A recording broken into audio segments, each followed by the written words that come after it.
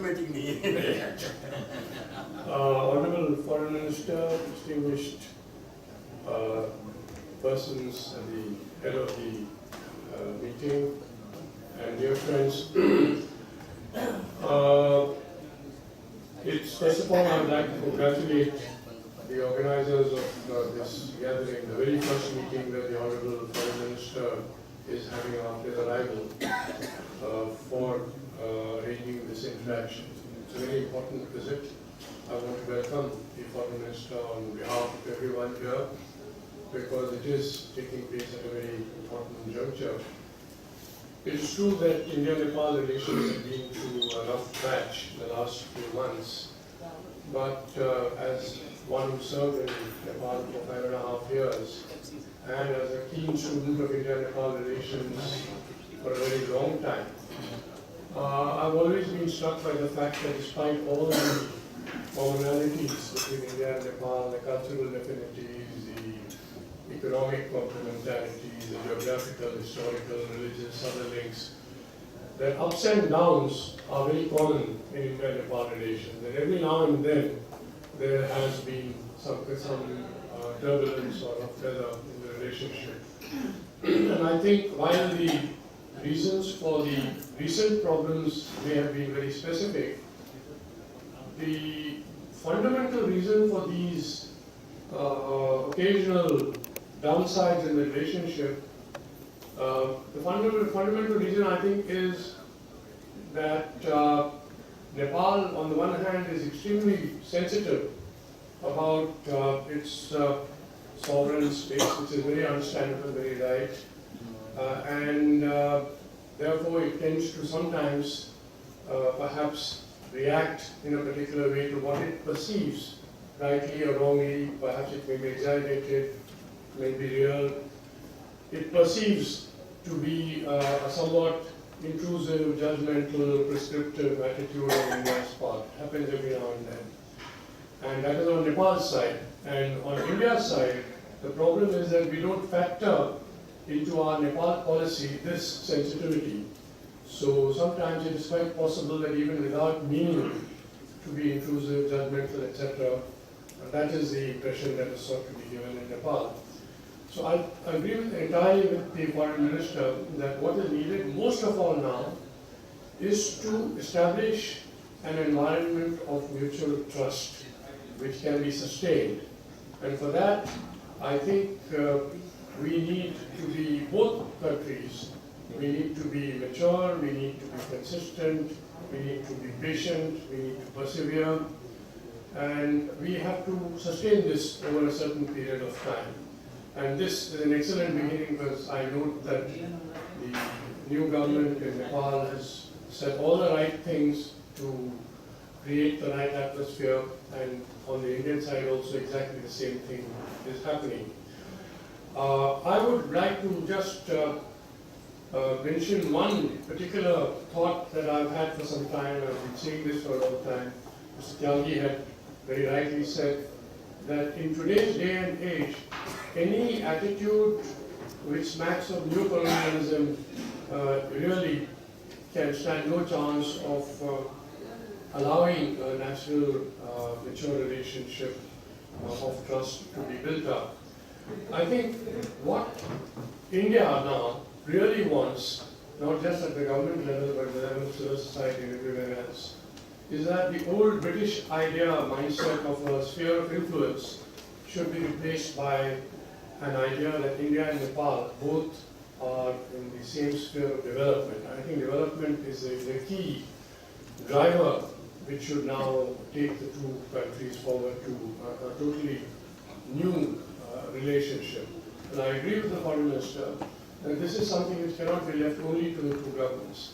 I think it is very important for the governments, for civil society, for parliaments, for all opinion and decision makers, and for the media, because communication is a key thing, and perhaps many of the problems which have shadowed India-Nepal relations in recent months could have been avoided if there had been better communication on both sides. So let us all put our shoulders to the wheel, and Mr. Foreign Minister, I want to assure you that we want to strengthen your hands.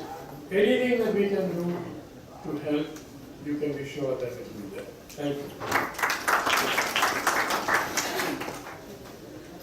ऐसी बैठकों में जब भी नेपाल और भारत की जनता की एकता की बात होती है तो सांस्कृतिक, धार्मिक, राजनीतिक इतिहास उसी की एकता को रेखांकित किया जाता है, लेकिन प्रकृति ने भी नेपाल और भारत को अखंड बनाया है।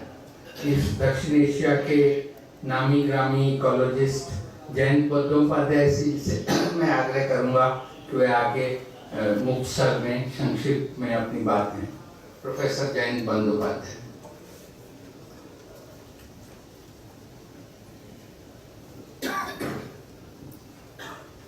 Honorable Marju, distinguished colleagues on the dais and distinguished participants. Let me say that I very much look forward to a grand success of the two Prime Ministers meeting, and a completely new and exciting phase of relations between India, China, and Nepal. I always say that Nepal is divided in terms of its northern and southern neighbor. I consider this as an opportunity for Nepal to unite the first two most populated countries in the world by one of the smallest countries of the world. And that's a diplomatic challenge. I had been in Kathmandu on that very interesting and important night when the collapse of the kingdom and arrival of democracy came. I was then at the International Center for Integrated Mountain Development, ICIMOD, working on natural environment. Even otherwise, I think the natural environment is a tremendous connecting factor particularly between Nepal and India, and also to a significant extent between China and Nepal, and in other areas of the Himalaya between China and India directly. Now, when we talk of the unity of nature, we have to understand that the Himalaya is such an entity that neither Nepal, nor India, nor China can do anything about changing it.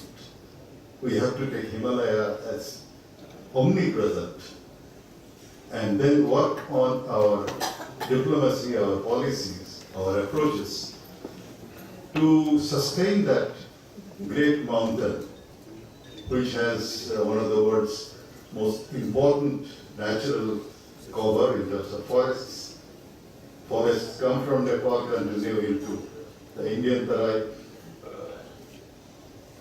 Himalaya is also the creator of possibly the second largest water machine in the world after the Andes.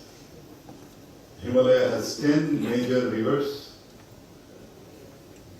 which sustains about 3 billion people today, half of the world's population. Starting from Yellow River in China to Yangtze, to Mekong, then onwards to Salween and Irrawaddy, Brahmaputra, Ganga, Indus, and the northern rivers which drains into the Aral Sea. It is a tremendous machine, and in a world where fresh water is becoming increasingly looked for, I'm not saying that scarcity is an economic idea, but we are looking for more and more water, and Himalaya produces the world's first or second largest. It is very difficult to quantify, but it is one of the top contenders as the world's water machine.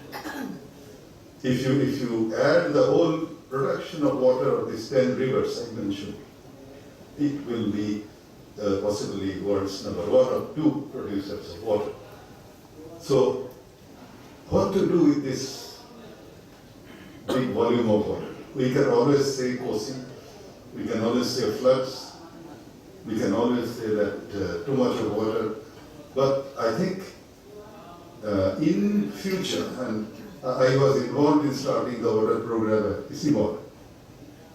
In future, we have to find a economic use of the water rather than making it look like it is a creator of disasters like floods.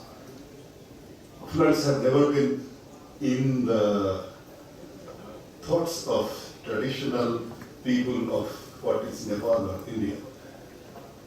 Floods have been the creation of British, because British river systems do not have the floods like monsoons. And our monsoon is unique. Our monsoon has variations, but we cannot call it flood. Flood is unexpected event, but I know next year, middle of July, monsoon will come back to Delhi. This is very, very predictable. So a tremendous opportunity awaits firstly the technical population, technically informed population of the two countries, the diplomatic core of the two countries, the political leadership of the two countries to redefine the use of the natural environment, whether it is forests, wildlife or water. It is not going to be very easy because knowledge is scarce. But I think the whole issue of generation of knowledge on Himalayan rivers should become an important part of the two prime ministers' meeting. Because we have very, very scarce knowledge of Himalayan rivers. How much sediment is flowing, how much water is flowing, what is the impact of climate change, what is going to be the hydrograph of Ganga or Brahmaputra in the next 50 years. These are the things where a lot of attention, not only the dam projects and how much megawatt we'll get, but first we have to understand our joint rivers. And I will very much be happy if a joint, through institutions like Isimor, a joint effort can be mounted deeply to understand our rivers that originate somewhere in the higher mountains, comes to Nepal and passes through India into Bangladesh. And the whole of South Asia is dependent on the joint sources that Nepal and India shares. And this is a very big opportunity to infuse the idea of joint natural environment. Thank you very much.